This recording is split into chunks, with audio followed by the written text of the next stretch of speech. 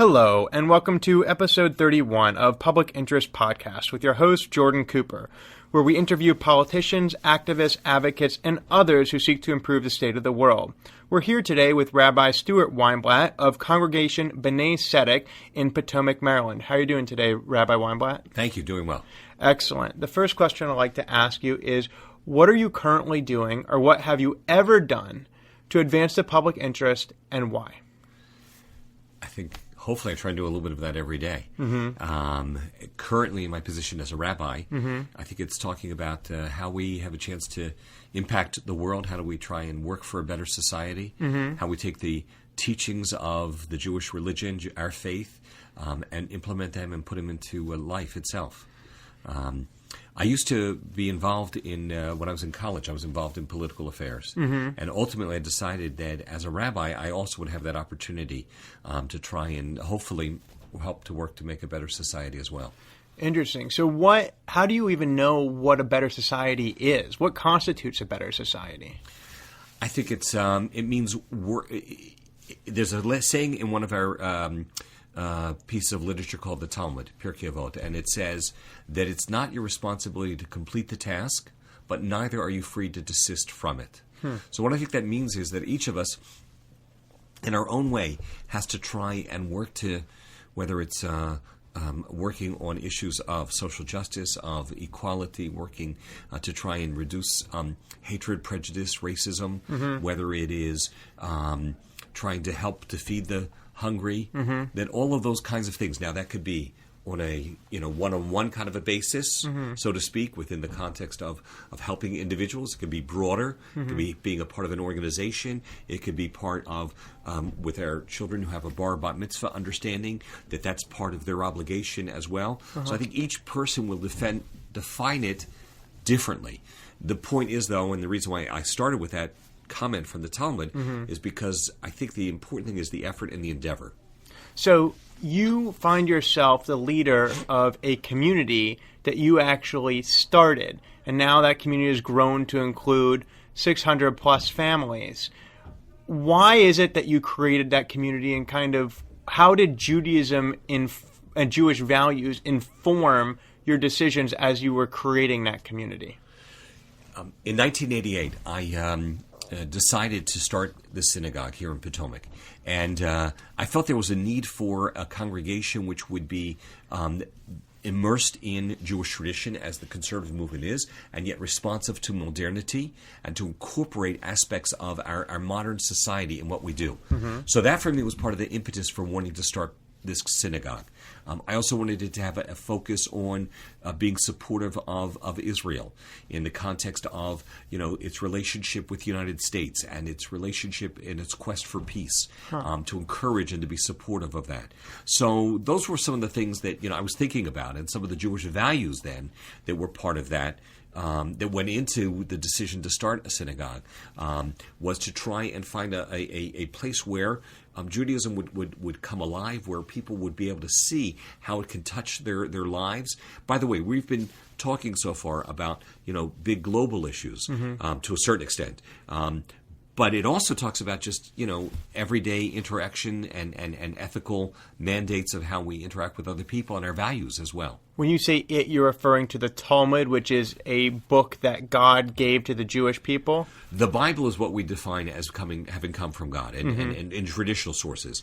The Talmud is seen as being an interpretation of what is in the Bible. In other words, the implementation. The Bible may give broad guidelines, and then the Talmud helps us to understand how to put that into everyday life. So you're creating a Jewish community, and I heard a few main themes. One, you mentioned, is that it's very important to support Israel. So for individuals living in suburban Washington, D.C., who identify with many identities, one of which is as a Jew, a Jewish identity, why is it important to support Israel? So I have to speak personally in this context here. First of all, as the only Jewish state in the entire world, of which there are some 40 to 50 countries which have Muslim majorities. There are about 60 or 70 which have Christian majorities. Many of them have flags of either the crescent or the cross. There's only one country in the world that is known as the country of the Jewish people, the Jewish state.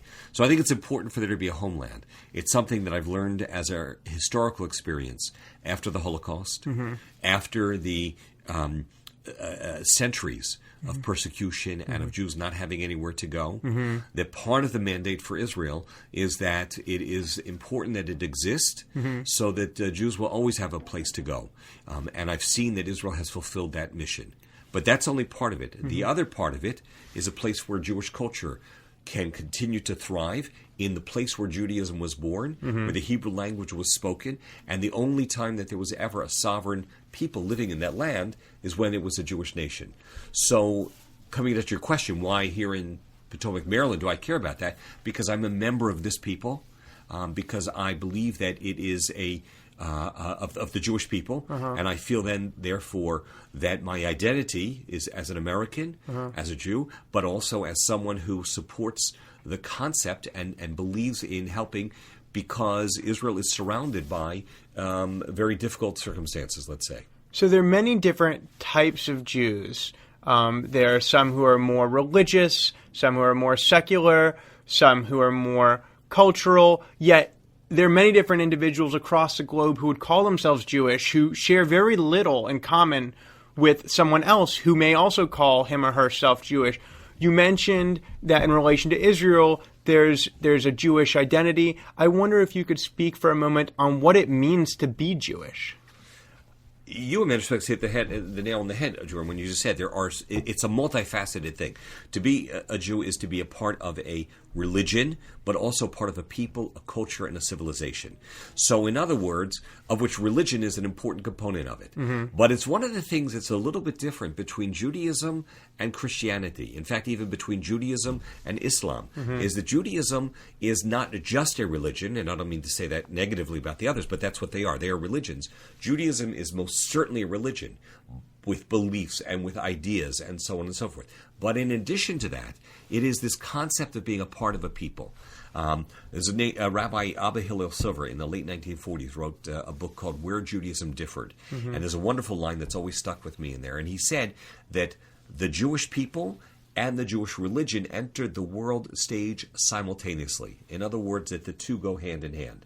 So to answer your question about, what does it mean, I think it's that Jewish identity means different things for different members of the Jewish people, but it entails affiliation, it entails belief, it entails what we do, practice, and it entails a shared destiny, a shared history, a shared past, concern for each other as well.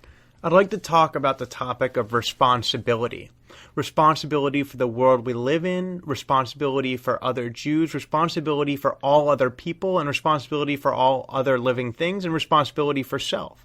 Again, with this topic of Jews, it sounded like there's some sense of a shared responsibility to ensure that all Jews have a safe place to go. And that was one of your reasons, it sounded like to me, that you support Israel, is that because there's always been violence directed by Jews at Jews for millennia, even if individual Jews in Potomac, Maryland in 2016 are safe and happy, they understand that others may not, and in the future this may not be a safe place, and therefore you need to ensure they're responsible for the safety of other Jews.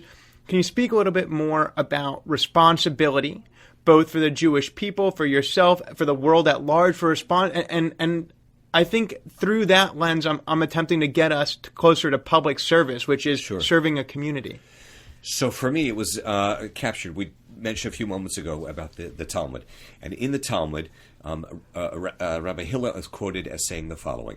He says, if I am not for myself, who will be for me? Im ein ani li mili, in Hebrew, it rhymes. And then he says, but if I'm only for myself, then what am I? And then he concludes the third part of his statement, and if not now, when? So go. And so he said, and if not now, when? So the point is that when he was saying that, to me, that captures so much of the essence of what we're talking about. And when you talk about mission and responsibility and purpose and all of those things. So what I think he meant was the following. If I'm not for myself, who will be for me? That I have an obligation to worry about my fellow Jews. That's part of the lesson of the Holocaust, is that when the final solution was implemented, the first stage was to try and just get rid of the Jews out of Germany. For our listeners, the Holocaust is a time when 6 million Jews were executed in mass genocide in the Third Reich, which is the Nazi Empire, in the middle of the 20th century. The final solution that Rabbi Weinblatt alludes to is Adolf Hitler's plan to eliminate the Jews. So when that first was implemented, Adolf Hitler first wanted just to deport the Jews in his country, to get rid of them, to make Germany what we call Judenrein, to be free of Jews. And when he saw that no country in the world was willing to take in any Jews, at that point is when he implemented and realized that I can murder them, I can annihilate them, I can exterminate them, and no one will do anything. And sadly, he was right. Which brings me back to part of that point about the importance and the necessity for there to be a Jewish homeland. But then the second half of the statement, if I'm not for myself, who will be for me? We have to take care of ourselves. But the second part of it, he said, but if I'm only for myself, then what am I? Meaning, you can't only be focused on yourself, that you have to have this other responsibility. So the way we talk about it, Jordan, is the tension between what is called universalism and particularism, between our responsibility for our particular survival and our obligation to the rest of the world as well. So I just want to expand on this last part, if I may, in two areas. Number one is that when Israel, in the 1970s, when the Vietnam War was ending, and there was the collapse of Southeast Asia, and Vietnam and Laos and Thailand and Cambodia, people got on boats and started to leave, and they didn't know where they were going. At the time, the United States did not actually take anybody in. And the first country in the world to take any of those boat people in was Israel, and Menachem Begin, who was always seemed to be such a nationalist leader, was the prime minister of Israel at the time. And he said, we know what it means to be boat people. He was referring to the Holocaust. When Jews came in boats to this country and were turned away, he says, we know what it means to be boat people, and we will accept these people. And so Israel took in several hundred, and afterwards the United States then took in thousands. But tiny little Israel, which is a Jewish country, took in these people at a time when no one else would. That's a combination of that. If I'm not for myself, who will be for me? But then if I'm only for myself, what am I? So we take the lessons of history as a Jewish people, and we have shared with the world, whether one is a religious Jew or a secular Jew. It's that shared experience. The other thing I wanted to say about this is Elie Wiesel, in a beautiful book called A Jew Today, writes in one of his opening essays, he says, the role of the Jew was never to make the world more Jewish, just to make it more human. And that's what he's talking about as well. So that's how I think that plays out.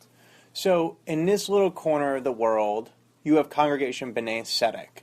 You've mentioned the importance of place and land in relation to Israel, in relation to the Jews, that it's important to have a homeland. Why is it that you chose to create your community, your sense of place in Montgomery County, in Potomac, Maryland, where in this spot, in this congregation, you are going to welcome people and you are going to create a new community of Judaism? Why here? I thought there was a need. I grew up in Baltimore, and in Baltimore there were synagogues on like almost every block. And so here I felt there was a need for a congregation which would, as I had said before, speak both to preserving Jewish tradition in a way which makes it meaningful to people today. And that for me was part of the impetus to want to try and start this synagogue and to try and find a way in which we could create a community which would be a dynamic community, which would be open to creativity and as well as while preserving Jewish tradition. I think we've been able to do that, and that's really been part of the hallmark of it. And so in doing that, you said you're interested in serving others. So you decided to serve a community here in Montgomery County. And to what extent does this congregation serve the broader community? So there are a number of different ways. It's both within the context of the congregation, it's within the context of some of the social action programs we have, it's in the context of some of the educational things that I do in the broader community as well. Right. As I tell people, when someone is a member of our congregation, whether they're involved or not, and they are contributing to the synagogue, they also are supporting what I do and what the rest of the community does. So by way of example, I know this is going to be heard in January or so, but later this week I'll be teaching at an Islamic studies class at American University and working in terms of bridging some of those relations. I've gone to some of the African American churches in the greater Washington area. Why do you conduct this outreach? Because I think it's important for a number of reasons. I think it's important for members of the non-Jewish community to have a sense of who and what we are. I think especially the alliance, especially with the African American community, it's something that is historically so important to the Jewish community, to the fabric of this country. And so I've worked in some small way to try and re-strengthen those ties as well. And when you say that the relationship between the African American community and the Jewish American community is important, you're referring to the civil rights era of the 1960s? So during the civil rights era, Jews and blacks marched together. Jews were in the vanguard of supporting the civil rights era, and those who are, in their 50s, 60s, 70s have remembrances of that, both in the black community and the Jewish community. Many who are younger don't. And so part of what my effort has been in that regard. We have had a service, and we have one coming up, where individuals from an African American church and their choir will be here at Bnai Tzedek at our congregation. And then we've had a dinner together and to create relationships and to, just try and strengthen those kinds of things in whatever we can. What is the role of dialogue, especially when there isn't dialogue, of introducing dialogue into a community? What's the effect on a community? Getting to know the other person as opposed to just a stereotype, or as opposed to a headline in a newspaper, or just seeing something on a TV screen is so much more powerful. And it breaks down misconceptions, it breaks down misperceptions and things like that. So I think all that, that dialogue helps to allow you to get to know another person. And so you see it as your role. I mean, you have so many different roles. You have spoken during the swearing-in ceremony of governors. You have led the conservative movement. You have gone to Eastern Europe. You've gone all over the world to talk. What is it that's driving you? Why are you doing all this? What do you seek to accomplish? To me, well, in certain respects, let me just say, not even in terms of those things. Let me just start with here at home, and that is that my passion is, and part of what drives me is a concern for Jewish survival, and the continuity and continuation and the perpetuation of Judaism and the Jewish people. So I ask myself that question sometimes: why am I doing this? There are times I'll go out on a yucky, rainy night and teach, and some of those, and sometimes there may be a small group, and sometimes there may be a large group, and if it's one more chance to meet one more person and maybe try and touch them and help to convey to them the vitality, the relevance of Judaism, then that's what it's all about. So that's first and foremost.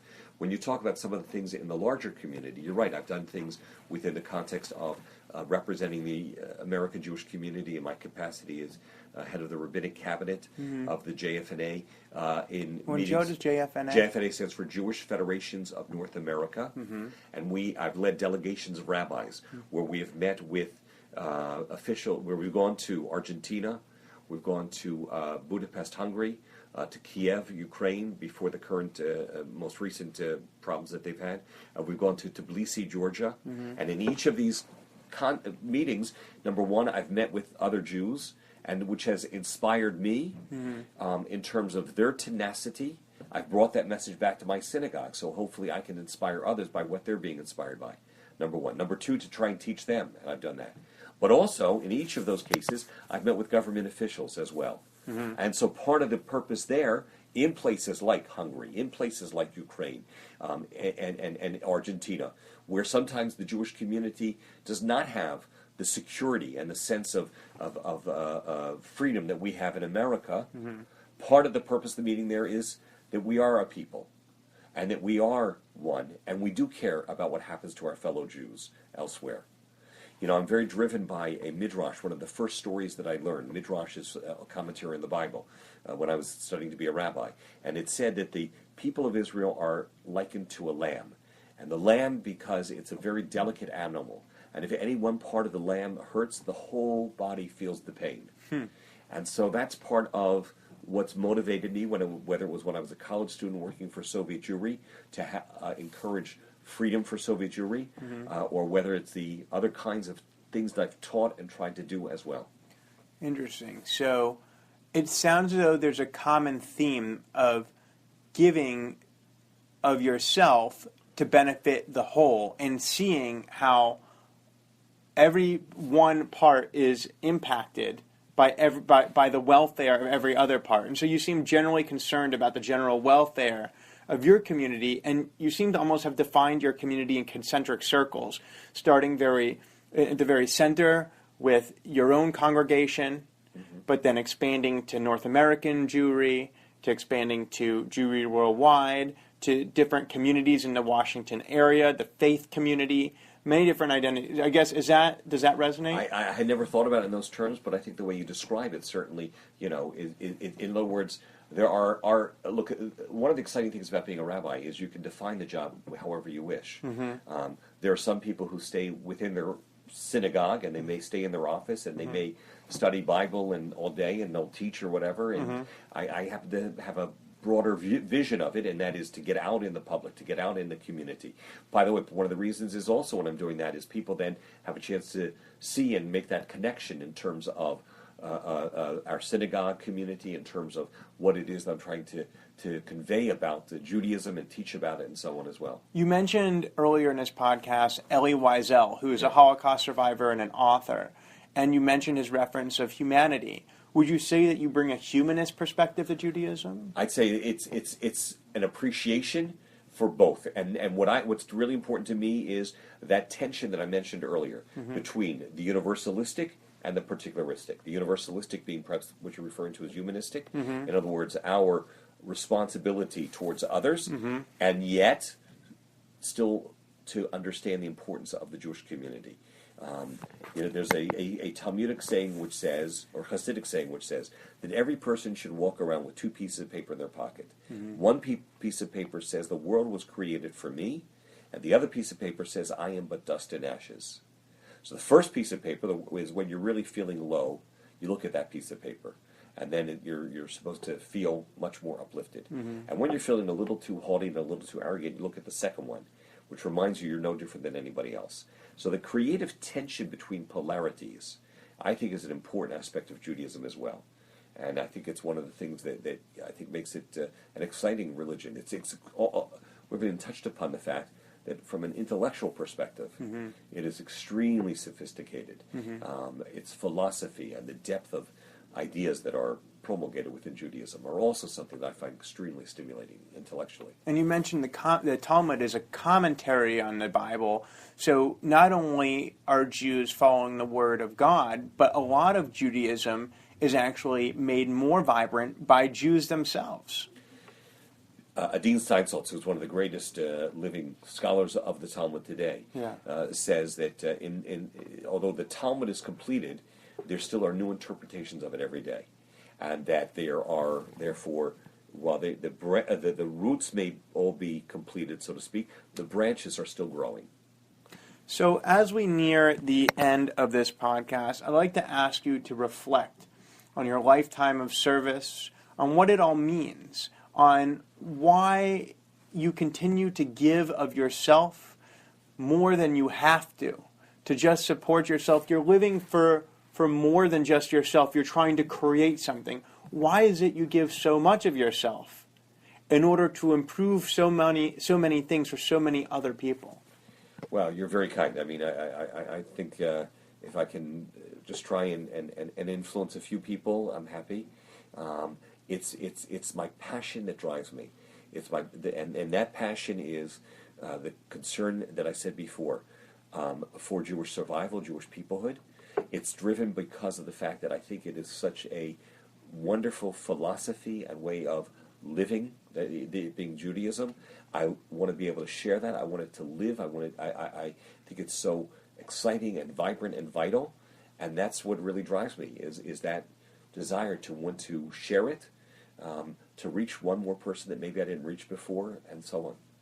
So that has been Rabbi Stuart Weinblatt, who seeks to both preserve a rich intellectual, religious, spiritual, and humanistic tradition that is Judaism, and sees Jews around the world as being interconnected not only with each other, but with the world in which they live. And through his actions in creating a community, he takes the macro down to a micro level and finds that meaning is defined for him by the ability to affect a single individual's life. So thank you so much for joining us for Public Interest Podcast. This has been episode 31 of Public Interest Podcast with your host, Jordan Cooper, where we interview politicians, activists, advocates, and others who seek to improve the state of the world. Thank you so much for joining us, and we'll see you next time.